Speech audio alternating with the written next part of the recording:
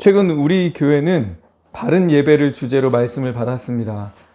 하나님이 찾으시는 예배, 하나님이 받으시는 예배는 영과 진리로 드리는 예배였습니다. 일요일에 교회 가고 식순대로 사회자가 인도하고 조금 인상적인 설교 듣고 집에 오면 예배 드리고 왔다 그렇게 생각해 왔는데, 또 주변에다 나 교회 갔다 왔다, 예배 드리러 교회 간다 이렇게 말해 왔는데, 그것을 하나님이 받으셨는지는 다른 문제라고 했죠. 하나님이 받으시는 예배, 그것은 영과 진리로 드려지는 것이라고 예수님이 콕 집으셨기 때문에, 영과 진리로 드린 게 아니라면 아무리 수십 년째 교회 생활하고 있어도 하나님은 그 예배를 받지 않으셨다. 나는 지금 몇 년째 그래도 빠짐없이 교회를 출석하고 있는데 하나님은 내 예배를 받으신 적이 없다. 문제가 누구한테 있는 거예요? 하나님이 너무 까탈스러운 거예요? 하나님 너무 예민한 겁니까? 아니죠. 하나님은 이런 예배를 찾는다라고 정확하게 성경에 얘기했는데, 이런 자들이 예배를 받는다라고 얘기하셨는데 우리가 그렇게 예배를 안 드린 거잖아요. 우리가 그런 예배에 주목하지 않은 거잖아요. 하나님은 명확하게 말씀하셨기 때문에 하나님께는 책임이 없습니다. 그렇다면 영과 진리로 드린다는 게 도대체 뭡니까? 우리는 에베소서 2장 1절에서 시작했어요. 허물과 죄로 죽었던 너희를 살리셨도다. 영과 진리로 예배를 드리려면 일단 영이 살아나야 한다. 이 말은 하나님이 주권적인 어떤 인치심을 통해서 영이 살아난 사람이 영으로 예배를 드릴 수 있다. 그러니 영이 살아난 사람이 아니면, 구원받은 사람이 아니면 평생 교회 다니면서 성경 이야기를 듣고 지식을 쌓을 수는 있지만, 교회 내에서 봉사하고 영적 행위들에 참여할 수는 있지만, 그 사람의 예배는 하나님이 찾으시는 예배가 아니다. 그 사람의 예배는 하나님이 받으신 적이 없다. 그러니 영과 진리로 예배드리라는 이 말씀은요, 교회 빠지지 말고 예배 때는 집중 좀 하자, 예배 좀 잘 좀 드리자, 이런 문제가 아니에요. 예배는 죽고 사는 문제, 그 사람이 구원받았느냐 아니냐 하는 근본적인 문제였습니다. 예배는 구원의 문제다. 4가지 밭 비유를 통해서 마음밭에 대해서도 말씀을 받았었죠. 길가, 흙이 얕은 돌밭, 가시밭, 좋은 땅. 우리 인간의 마음 상태를 4가지로 주님이 비유하셨는데, 이것 역시 말씀을 좀 집중해서 듣느냐, 순종하느냐, 이 차원을 넘어선 문제였습니다. 이 비유는 시작할 때부터 하나님 나라의 비밀이 너희에게는 알게 됐으나 저들에게는 비유로 하나니. 그러니까 이 비유 자체가 시작부터 하나님 나라의 비밀이었어요. 달리 말하면 길가 같은 마음 상태, 돌밭, 가시떨기 같은 마음 상태는 하나님 나라에 들어간다, 못 들어간다? 못 들어간다. 단순히 열매를 조금 맺고 더 맺고 차원이 아니라, 이 마음 상태가 요즘 조금 안 좋다, 요즘 내가 기분 안 좋은 일이 있어, 안 풀리는 문제 있어서 내가 조금 안 좋아, 마음 상태가, 이런 문제가 아니라 이 마음밭, 마음 상태도 역시 죽고 사는 문제, 구원의 문제였습니다. 백부장의 믿음은 어땠나요? 이 백부장의 이야기는 예수님이 기뻐하신 큰 믿음에 대해서 설명했습니다. 그런데 이 이야기도요, 큰 믿음을 가진 이방인을 통해서 하나님이 기뻐하셨다. 그러니 너희들도, 교회도 이방인 아니냐, 너희들도 하나님이 기뻐하시는 믿음을, 좀 큰 믿음을 가져야 되지 않겠느냐, 예수님을 기쁘게 해야겠다는 동기부여 말씀으로 생각하지 않았습니까? 근데 이 말씀의 핵심은 그게 아니었죠. 그 나라의 본 자손들은 바깥 어두운 데 쫓겨나 슬피 울며 이를 갈게 되리라. 구원받은 줄 알았던 자들은 바깥 어두운 데 떨어져서 슬피 울며 이를 갈게 되리라. 지옥 형벌을 받게 된다. 백부장과 같이 예수님께 대한 믿음을 가진 사람들은 아브라함과 함께 천국에 앉거니와, 그렇지 못한 사람은 어떻게 된다? 바깥 어두운 데 쫓겨나 슬피 울며 이를 갈게 되리라. 예수님은 쫓아다니지만 진실된 믿음이 없는 사람들, 종교 행위만 하는 사람들은 어떻게 되는 겁니까? 바깥 어두운 데 쫓겨나 이를 갈게 되는. 그러니까 백부장의 믿음에 대한 이 가르침 역시 죽고 사는 문제, 구원의 문제였습니다. 지난주에 다뤘던 불의한 재판장과 과부의 비유, 항상 기도하고 낙심하지 말아야 한다, 끈질긴 기도를 가르치신 것 같죠. 하나님 믿는 사람들이 낙심하지 마, 하나님 들어주실 거야, 너희들이 기도하면 밤낮 부르짖는데 설마 하나님 모른 체 하시겠니? 그러니 우리 새벽 기도 다시 한번 해봅시다. 며칠 이빨 빠졌어요, 다시 으쌰으쌰해서 기도 열심히 해봅시다. 끈질기게 해봅시다. 작정 기도 해봅시다. 하나님의 마음을 좀 움직여 봅시다. 우리의 열심으로. 기도를 멈추지 말라, 기도를 권면하는 그런 말씀이 아니었죠. 문맥을 보니까 예수님이 재림하시는 때였어요. 다시 오시면 세상 만물을 심판하실 텐데 그때 믿음을 보겠느냐. 그때 믿음을 보겠느냐. 그래서 기도에 대한 가르침으로 시작하셨지만 말세에 구원받는 믿음의 문제였죠. 그래서 기도하냐 마냐 이 역시도요, 죽고 사는 문제, 구원의 문제였습니다. 예배, 영과 진리로 드려야 하는 예배, 하나님을 영화롭게 할 수 있는 거듭남의 문제였어요. 예배, 거듭남의 문제다. 마음밭, 말씀을 받는 이 마음밭, 열매를 맺는 좋은 땅만이 구원받았다는 증거였죠. 좋은 땅은 옵션이 아니고, 상태가 좀 좋은 애가 아니고, 조금 영적으로 성숙한 그런 문제가 아니고, 하나님 나라에 들어가냐 마냐, 핵심적 증거였습니다. 우리 세 번째인 이 백부장의 믿음도 뭐였어요? 천국에 들어가는 문제, 죽고 사는 문제다. 그런 믿음 없으면 바깥 어두운 데 쫓겨나게 될 것이다. 말세 때에 항상, 자주, 늘 밤낮 부르짖느냐, 기도하느냐 이 여부는 내가 구원받는 믿음을 가졌는지 확인하는 영적 PCR이라고 했습니다. 자, 한번 다시 정리해 봅시다. 예배, 마음밭, 믿음, 기도, 이런 것들은 신앙생활의 성장, 성숙의 문제이면서도 동시에 보다 근본적으로 뭐랑 연결된 거예요? 구원의 문제예요. 생명의 문제라는 거죠. 오늘도 기도에 관해서 예수님이 가르치고 계십니다. 지난주 다루었던 과부의 비유와 이 비유는 붙어 있습니다. 또라고 하고 붙어 있죠. 또 하고서 예수님이 비유를 바로 붙여서 말씀하신 거예요. 과부의 비유가 문맥이 뭐였어요? 종말의 때를 다루고 있었죠. 종말의 때에 대해서 한참 언급하신 다음에 그러므로 너희들이 이렇게 살아야 한다. 말세의 때를 살아가는 자들은 이런 기도, 이런 태도를 통해서 자신이 구원받은 사람인지 휴거의 대상인지를 정확하게 점검해야 된다 하셨는데, 오늘 나오는 이 바리새인과 세리의 비유도 구원받음의 문제라는 겁니다. 바로 이 기도를 통해서 내가 구원받았는지 확실하게 검사할 수 있다, 판별할 수 있다는 거죠.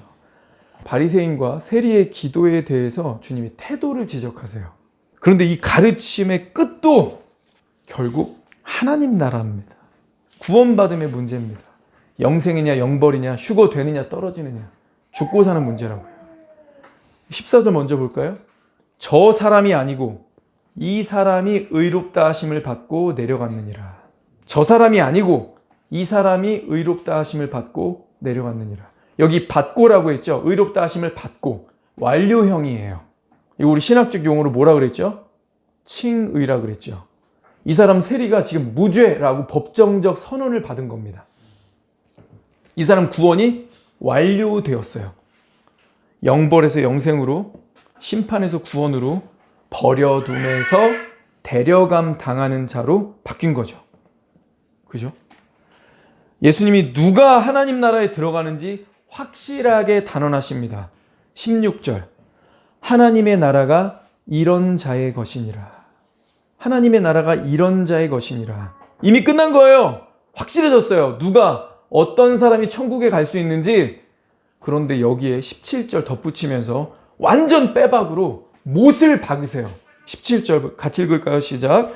내가 진실로 너희에게 이르노니 누구든지 하나님의 나라를 어린아이와 같이 받아들이지 않는 자는 결단코 거기 들어가지 못하리라 하시니라. 내가 진실로 너희에게 이르노니, 헬라어 본문으로 보면 아멘, 레고 휘민, 아멘, 그렇습니다. 진실로, 레고, 내가 말한다, 휘민, 너희에게. 아멘, 무슨 뜻이죠? 그렇게 됩니다. 확실히 그렇습니다. 우리는 그렇게 믿습니다. 그래서 우리가 기도 끝에 우리말도 아닌데 아멘 아멘 하면서 고백하지 않습니까? 그렇게 될 거라고 믿는 거죠. 확실합니다 이런 뜻이죠. 아멘. 근데 예수님이 아멘이라고 하시네. 예수님이 아멘 그러면서 말씀하시는 거예요. 무슨 얘기예요? 뭐가 확실한데요? 진실로 누구든지 결단코. 왜 이렇게 세게 얘기하실까요? 이거 까먹으면 안 되니까. 너무나 중요하고 확실하기 때문이죠. 하나님 나라 얘기하는 거예요. 어떤 사람들이 거기 들어가는지 딱 제시하는 거예요. 확실하니까 잘 들어라. 어린아이와 같은 마음 아니면 누구든지 결단코 절대로 하나님 나라 못 들어간다. 이거 엄청 중요한 얘기하는 거 아닙니까? 명쾌해졌어요. 우리는 어린아이 같은 게 뭔지만 깊이 생각하고 그거 따라가면 돼요. 저 사람 바리새인이 아니고 이 사람 세리처럼 하면 되죠. 그러면 나도 하나님이 무죄 선고, 의롭다고 칭의해 주실 거 아닙니까? 하나님이 의롭다 하시는데 누가 감히 우리를 정죄하겠습니까? 로마서 8장 33절이죠. 누가 능히 하나님께서 택하신 자들을 고발하리요. 의롭다 하신 이는 하나님이시니 칭의하신 거예요. 누가 정죄하리요? 누가 우리를 그리스도의 사랑에서 끊으리요? 환난이나 곤고나 박해나 기근이나 적신이나 위험이나 칼이랴. 내가 확신하노니 사망이나 생명이나 천사들이나 권세자들이나 현재일이나 장래일이나 능력이나 높음이나 깊음이나 다른 어떤 피조물이라도 우리를 우리 주 그리스도 예수 안에 있는 하나님의 사랑에서 끊을 수 없으리라. 못 끊는다는 거예요. 아무도 못 한다는 거죠. 하나님이 우리를 의롭다라고 칭의해 주시면 누가 뭐래도 난 천국 갑니다. 천사가 나 미워해도 난 휴가 무조건 되는 거예요. 어떤 피조물도 하나님의 의롭다 하심 앞에 보택이나 댐빌 수가 없습니다. 나는 안전합니다. 그러니까 우리도 이 세리처럼 의롭다 하심을 받아야겠죠. 그래서 이 본문 잘 보자는 거예요. 도대체 어떻게 이 세리가 하나님께 의롭다 하심을 받았는지, 하나님 나라가 이런 자의 것이라고 하셨는데 이런 자가 바로 어떤 사람인지 잘 좀 보자는 겁니다. 9절 보겠습니다. 9절. 또 자기를 의롭다고 믿고 다른 사람을 멸시하는 사람들에게 이 비유로 말씀하시되, 자기를 의롭다고 믿고 다른 사람을 멸시하는 자들, 예수님이 가리킨 이 사람 정말 비호감이죠. 자기를 의롭다고 믿는 이런 사람들 입에서는 잘난 체가 나올 겁니다. 교만한 말들이 나올 거예요. 두 사람이 성전에 기도하러 올라갔어요. 하나는 바리새인, 하나는 세리. 유대인들은 하루에 3번, 아침 9시, 12시, 오후 3시 이렇게 기도하는 습관이 있었습니다. 11절. 바리새인은 서서 따로 기도하여 이르되, 하나님이여, 나는 다른 사람들 곧 토색, 불의, 간음하는 자들과 같지 않고 이 세리와도 같지 않음을 감사하나이다. 바리새인이 기도한 내용의 초점은 하나님의 영광이 아니라 자기 의로움을 하나님 앞에 자랑하고 있어요. 12절. 나는 일에 2번씩 금식하고 또 소득의 11조를 드리나이다 하고, 동사가 현재형입니다. 지속적인 행위죠. 이 사람 매주, 지금까지, 이번 주도 일주일에 2번씩 금식한 거예요. 모세가 율법 받으러 올라간 날이 목요일, 율법을 가지고 내려온 날이 월요일. 바리새인들은 월요일, 목요일 2번씩 금식을 했습니다. 근데 성경엔 그렇게 금식하란 말이 없어요. 성경에서 금식 명령한 건 진짜 은혜롭게도 1년에 딱 하루입니다. 속죄일에. 속죄일에만 금식하라고 했는데 이 바리새인은 율법이 요구하는 것보다 더 많이 한 거죠. 하나님 그렇게 시킨 적 없는데. 그러면서 그걸 어떻게 했어요? 자기 의로 세운 겁니다. 이 바리새인은 자기의 행위와 하나님의 은혜를 거래하는 것처럼 보입니다. 그런데 세리는 어떤가요? 세리는 멀리 서서 감히 눈을 들어 하늘을 쳐다보지도 못하고 다만 가슴을 치며 이르되, 하나님이여 불쌍히 여기소서, 나는 죄인이로소이다 하였느니라. 멀리 서서. 세리는 아마 성전 안으로 들어가지도 못하고 그 성전 밖에 있는 이방인의 뜰에 서서 기도했을 겁니다. 유대인들이 기도할 때 하늘을 우러러 보는 거는 일반적인 기도하는 자세인데 이 세리는 그런 일반적인 기도 자세조차 취하지 않고 있어요. 자기가 죄인 중에 죄인임을 깨닫고 있는 거죠. 가슴을 친다? 깊은 참회와 애통을 의미합니다. 그런데 미완료로 됐어요. 이 사람 계속 가슴 치는 겁니다. 아이고 주님, 아이고 주님, 불쌍히 여기소서. 이거 원래 그대로 번역하면 진정하옵소서, 분노하지 마옵소서 이거예요. 지금 하나님이 나한테 분노할 상황이라는 거를 아는 거죠. 이 사람 자기 운명 마땅히 형벌받아야 할 자라는 것을 인정하고 있습니다. 그러니 자기가 구할 것은 오직 하나님께서 그의 죄를 덮으심으로써 그 진노를 옮기시는 것뿐이다. 이 세리는 많은 죄인들 중에 한 명인 저라고 하지도 않았어요. 기도할 때나 어떤 죄에 대해서 얘기할 때 나만 그래? 이러면서 우리 이렇게 복수로 묻어가는 사람들 있죠. 이 사람은 콕 집어서 1인칭 주인공으로 얘기하죠. 나는 죄인입니다. 옆 사람이 어떻게 하는 거 상관없고요. 내가 죽일 놈입니다. 지금 대세가 어떻고 남들도 대부분은 이 정도는 하고 있고 그런 거 중요하지 않고요. 내가 하나님 앞에 딱 섰을 때 내가 죄인입니다. 전 무자격자입니다. 하나님의 관대한 처분만을 기다리는 이 세리의 겸손한 태도가 드러나고 있는 거죠. 자신이 무가치하다는 생각에 압도당해서 바르게 말하고 있습니다. 겸손은 자기 모습을 하나님이 보시는 대로 보는 겁니다. 겸손은 자기 모습을 하나님이 보시는 대로 보는 겁니다. 내가 너희에게 이르노니 이에 저 바리새인 아니고 이 사람이 의롭다 하심을 받고 내려갔느니라. 무릇 자기를 높이는 자는 낮아지고 자기를 낮추는 자는 높아지리라. 겸손하라는 말이구나. 다시 말하지만 이 본문 겸손하라고 가르치는 얘기 아니에요. 기도를 좀 겸손하게 하라. 물론 그 내용도 여기 포함되어 있는데 본질적으로 뭐라고요? 칭의. 죽고 사는 문제입니다. 우리가 이런 태도를 갖지 않으면, 이런 마음 자세가 아니면 구원이 안 되는 거예요. 칭의, 하나님이 의롭다고 하실 수가 없는 거예요. 세리가 자화자찬하면서 자기 의롭다라고 얘기하고 있는데 하나님이 그래 너 의롭다라고 해줄 게 없죠. 이 사람이 자기 무죄하다고 하잖아요. 자기는 죄가 없고 오히려 너무 잘하고 있다라고 자기 의를 내세우고 있는데 자기 의에 충만한 사람에게 하나님이 칭의하실 필요가 없죠. 그래? 너 잘났다. 그런데 겸손하게 자신을 낮추고 하나님 저는 아닙니다. 자기의 죄를 인정하고 자기가 지은 죄의 대가로 인해서 절박하게 애통해하고 죄의 형벌을 마음 깊이 두려워하여 주님의 전적인 자비에 의존하는 기도를 드리고 있죠. 진정한 겸손입니다. 관대하신 주님의 자비로운 처분만을 바라고 간구합니다. 철저히 낮아진 진정한 겸손이죠. 나는 안 됩니다. 여기서 그치면 겸손 아니라 그랬어요. 나는 못합니다. 나는 불가능합니다. 나는 죽습니다. 그건 팩트라니까요. 겸손은 반드시 뒤에 게 붙어야 된다 그랬죠. 그러나 주님은 가능합니다. 주님은 할 수 있습니다. 주님은 생명을 주시고 살리십니다. 이게 붙고 안 붙고가 크게 차이가 날까요? 예. 나는 안 된다. 근데 주님 할 수 있다라고 했잖아요. 나는 죽는다. 근데 주님 살리신다고 했잖아요. 이 믿음 있는 사람이 주님 의지하지 않을 수 있을까요? 내 삶의 문제들 내 멋대로 하려고 할까요? 진정성의 문제이기도 하면서 이게 실제 이 믿음이라면 이제 더 이상 내 마음대로 못하고 삽니다. 나의 안됨과 동시에 주님의 됨, 나의 죄와 주님의 의로움, 이거 믿으면서 온전히 굴복하고 엎드리는 자세, 진정한 겸손이죠. 주님은 이런 겸손이 없으면 의롭다라고 칭해 줄 수 없다는 거예요. 너의 마음에 그런 자세가 아니면, 그런 마음으로 나를 찾고 찾으면서 기도하지 않으면 난 널 의롭다고 할 수 없다. 나는 너의 구원을 보장해 줄 수가 없다.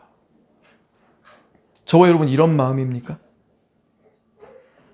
예수님은 단 2가지 케이스만을 보여주십니다.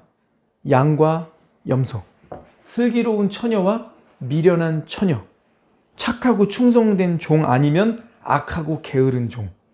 회색지대가 없어요. 우린 자꾸 이 어정쩡한 중간지대로 자신을 몰아붙이려고 합니다. 마치 엘리야와 바알 선지자 싸움 때 어느 쪽에도 서지 않고 이 어정쩡한 스탠스를 취했던 백성들과 같죠. 열왕기상 18장 21절 엘리야가 모든 백성에게 가까이 나아가 이르되 너희가 어느 때까지 둘 사이에서 머뭇머뭇하려느냐. 여호와가 만일 하나님이면 그를 따르고 바알이 만일 하나님이면 그를 따를지니라 하니 백성이 말 한마디도 대답하지 아니하는지라. 양다리를 취하려고 하는, 하나님도 좋고 세상도 좋고 말에 책임지기는 싫고 하나님을 대놓고 부정할 수는 없겠고 비겁하니까 어떻게 합니까? 침묵합니다. 그러나 법정에서도 침묵은요, 암묵적 동의라고 봤습니다.